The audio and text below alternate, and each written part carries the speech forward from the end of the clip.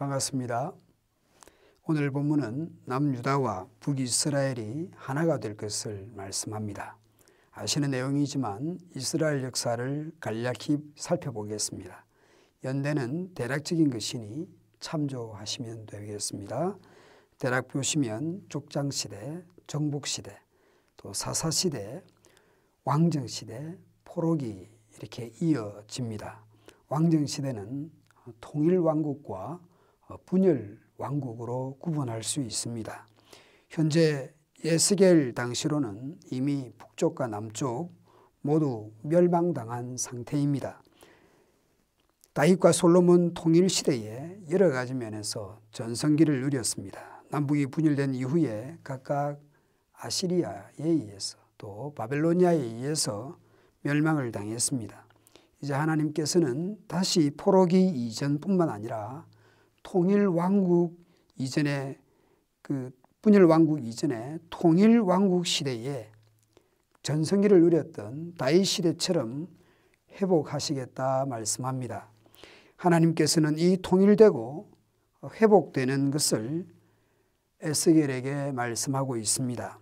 에스겔에게 마치 행위예술을 하듯이 그렇게 막대기를 사용하시고 있습니다. 두 막대기를 가져다가 각각의 막대기에 유다 족속 또 이스라엘 족속이라고 쓰게 해서 에스겔 손에서 하나가 되게 하십니다. 그 내용을 또 그 표현이나 단어를 조금 들여다볼 필요가 있겠습니다.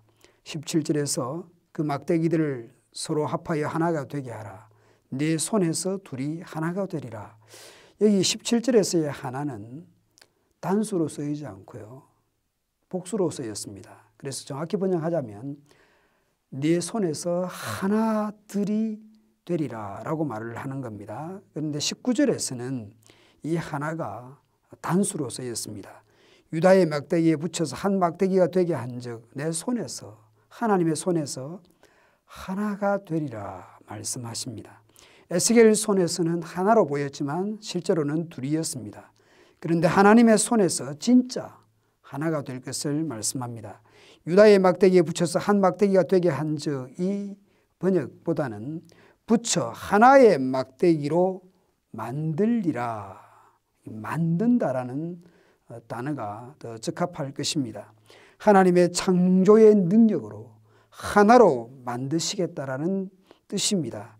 하나님께서 통일되게 하시겠다라는 것이죠. 마치 창조를 하듯이 새로 지으시듯이 하나님께서 이렇게 분열되고 포로된 이 이스라엘 유다를 하나 되게 하시겠다 말씀합니다. 그리고 회복의 말씀을 하는데요. 먼저 삶의 터전을 회복하십니다. 21절에 보면 이스라엘 백성이 들어가 살고 있는 그 여러 민족 속에서 지금 포로로 끌려가 있는 거 아니겠습니까?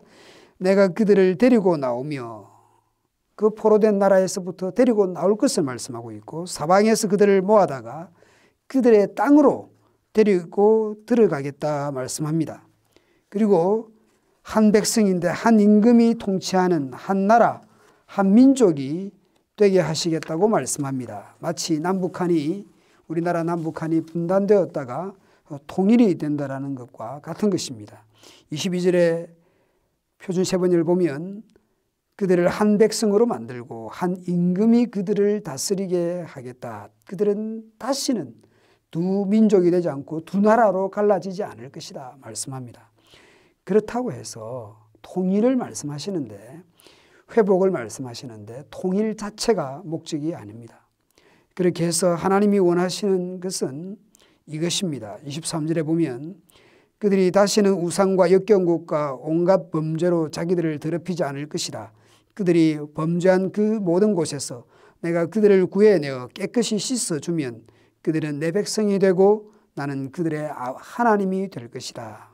하나님의 관심은 단지 민족적인 나라의 통일 또 삶의 터전을 마련하는 그런 국가 건설이 아닙니다.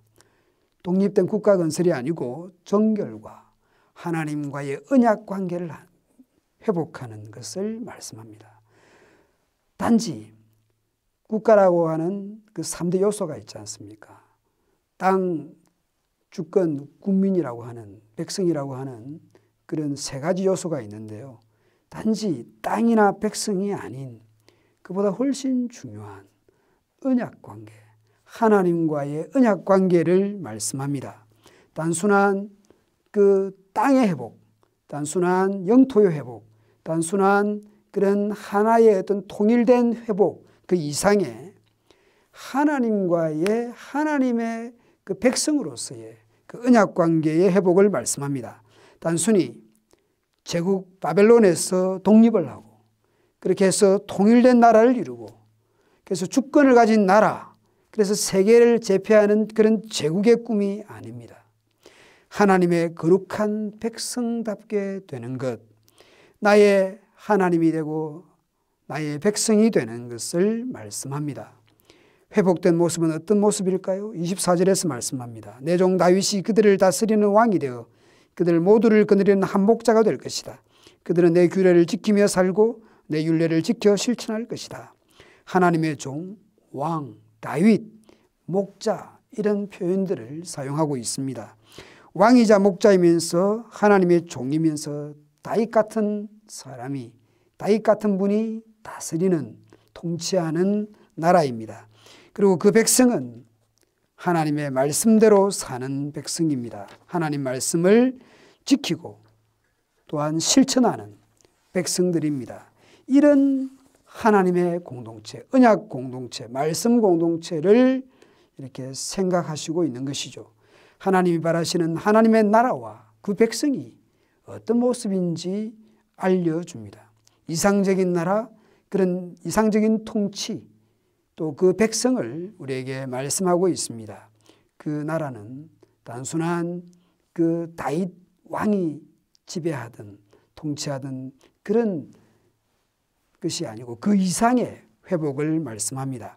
25절 26절에 보면 그 이상적인 그 이상의 회복이라는 것은 25절 26절에 보면 반복되는 단어가 있습니다. 영원이라는 단어입니다. 영원이라는 단어가 반복되고 있습니다. 단순히 옛날로 돌아가는 것이 아닙니다. 영원히 거기서 살고 영원한 통치, 영원한 언약, 영원한 성소를 말씀합니다.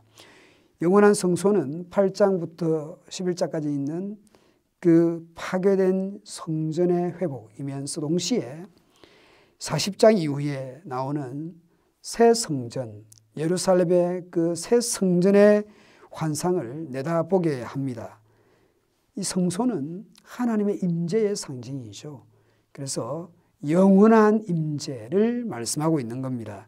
궁극적으로는 예수 그리스도께서 왕이요 선한 목자요 하나님의 아들이요 다윗 언약의 실체였습니다. 임마누엘이라 하리라, 하나님이 함께 계신다라고 하는 말씀입니다.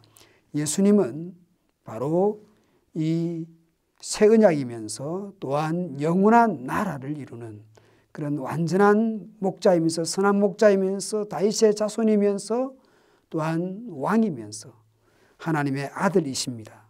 오늘 우리가 바로 예수 그리스도를 믿는 영원한 생명을 가진 성도들입니다. 성소가 영원하듯이, 하나님의 임재의 상징인 성소가 영원하듯이 하나님의 임재와 임마누엘 함께 하심이 영원한 것입니다. 오늘 하루도 하나님의 다스림과 통치 또한 함께 하심 가운데 살아가는 그런 성도다운 영광과 감사가 넘치기를 축원드립니다.